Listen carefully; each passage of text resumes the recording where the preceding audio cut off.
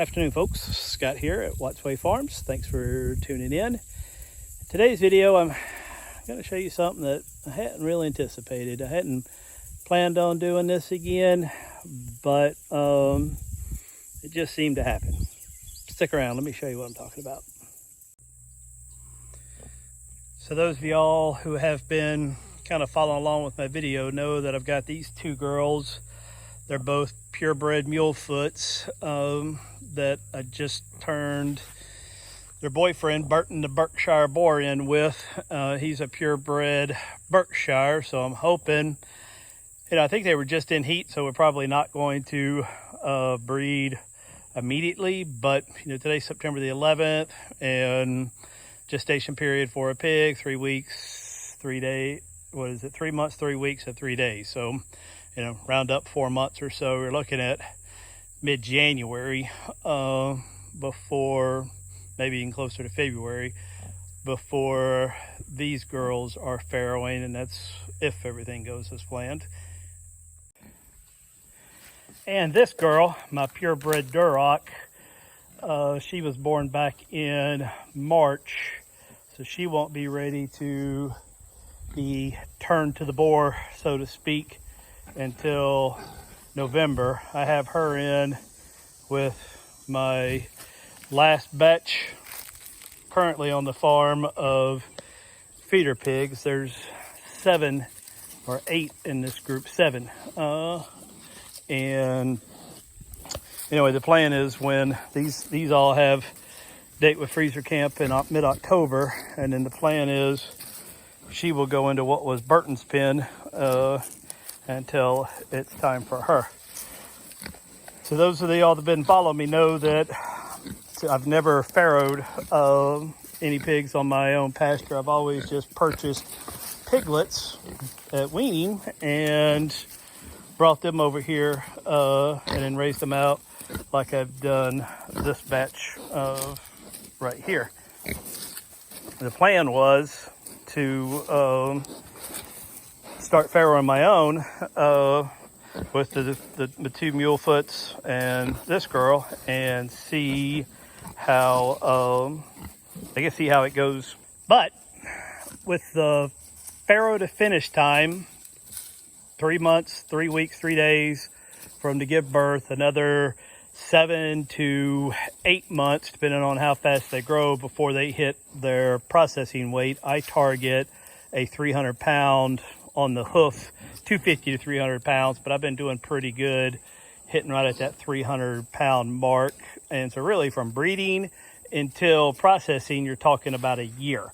So assuming my girls, the mulefoots, breed here in the next month, that means it's this time next year, maybe a little bit sooner, maybe, early August or late August, before I have pigs to take to the processor. And with this girl, you're looking at, with Wilma, my Duroc, I'm looking at, closer to November of next year. So that brings me to where I'm at today. So this afternoon, me and Mrs. Wattsway Farms put together another makeshift piglet training pen. This one's basically the same size as the ones we've been building. It's 32 feet wide by 16 feet across. Now this one's a little bit longer because I didn't want to cut my panels, so I had this extra piece, and then this is a 16-foot hog panel, and so it's just kind of angled out to hit it. Now, one thing, I did not have any hog panels, and candidly I just didn't want to go buy any more. I had these cattle panels, which normally I wouldn't use for piglets, but I actually think I'm gonna be okay on this one. The piglets I'm going to look at tomorrow, there's a farmer basically one town over that's got a batch of, actually 2 batches they were born back on June the 2nd. He said that for whatever reason he hasn't been able to sell. Now, whereas I have always bought whole entire litters of weanlings and then raised them and plan on going to farrow to finish, moving forward. He only sells his, he prefers to sell everything his weanling. He doesn't want to raise them out. So I don't know why, these pigs are, 13 weeks old now. If he's just not able to market them. I know he works a couple jobs and, like everybody else, doing all he can to stay afloat these days. And maybe he just hadn't marketed them. I don't think there's anything wrong with them. I saw some pictures, but we're going to go look at them tomorrow. And what's great about them is they're large blacks, or LBH, crossed with Duroc, and which that's a cross that's very interesting to me. The large blacks are a breed that's interesting to me. I've never been exposed to them, and they're supposed to be very docile. They're a heritage breed, but not a lard pig, so ought to be some really good meat out of that. So we've set this up. We didn't go overboard like I normally do. Like I said, just use cattle panels, zip ties, and these rebar step-in post all the way around to kind of reinforce it. I mean, it's pretty sturdy. The plan is, they're going to be in here to make sure they're hot wire trained. We got a hot wire running in here. He said that he wouldn't say they were necessarily trained to hot wire, that they've been exposed to it, but it's a good idea anyway. It's just general practice. Even if I know they're hot wire trained, typically I like to put them in here for a couple weeks just to be sure, and make sure, before I turn them loose, that they're going to stay where I want them. So we got the feeder cleaned out. I left the top off so it can kind of dry out. We hosed it out. We got the water set up. It's not filled up yet. And the plan is, let me back up so you can see a little better. Going to fence off this entire area right here from where you can see on the other side where our hay was just cut. But with the overgrowth area all the way down, there's actually a pond at the back of this, which I'm not going to give them access to the pond, but I'm going to cut across the front of the pond back there, and then this is going to be their paddock. We're planning on fencing this off with some woven wire fencing, and I figured, it's probably a project's about a month away, month and a half maybe, and I figured a good exercise before I fence this area off would be to let the pigs come in here and do some clearing. So I told you guys I'd come look at the pigs tomorrow. I am taking my trailer, I am taking the cash. The plan is to buy them if they look good, but again, there is a little concern, the fact that they're 90 days old, 12, yeah, that old, and they haven't been sold yet, because there's typically a pretty high demand for piglets. The way I typically do it is about the time they're born, I typically commit to the farmer that I'll buy the entire litter, and that's how I get them, so that way the farmer doesn't have to worry about marking them. But we'll see. The way I look at it, it's going to kind of be a win-win for me. He's selling them about the normal price of what a piglet goes for around here at the 5 to 6 week range.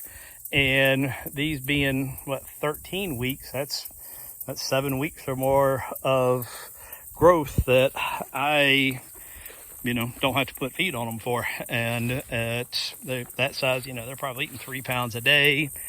Times told him if they look good, I'll buy 10 of them. And shoot, that's $300 worth of food, give or take, that I don't have to buy. So let's see how it works. We'll pick this back up tomorrow.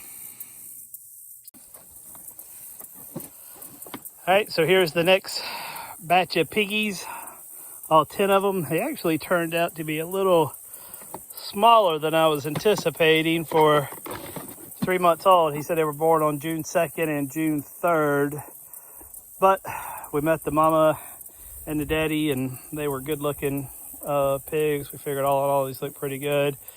Like before, they all got a shot of norvimectin and an ear tag. We didn't weigh this batch because I forgot the scale, but they're 90 days old. I'm hoping that they'll catch up some on their growing size. I think he might have been the farmer I got them from, just may not have been giving them free choice. He may have been rationing them, which is a kind of a somewhat common practice around here to grow pigs out over like 12 months or longer versus the 7 to 8 months like I try to do. But let's turn them free and see how they like their new pen.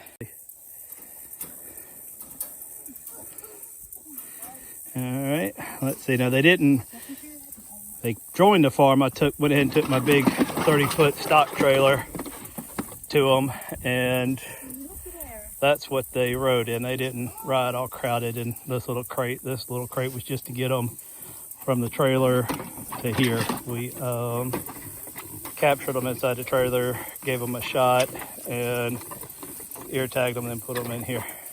So there's already a hot fence up. We want them to learn quickly about the hot fence. They wasted no time. Start chomping this goodness.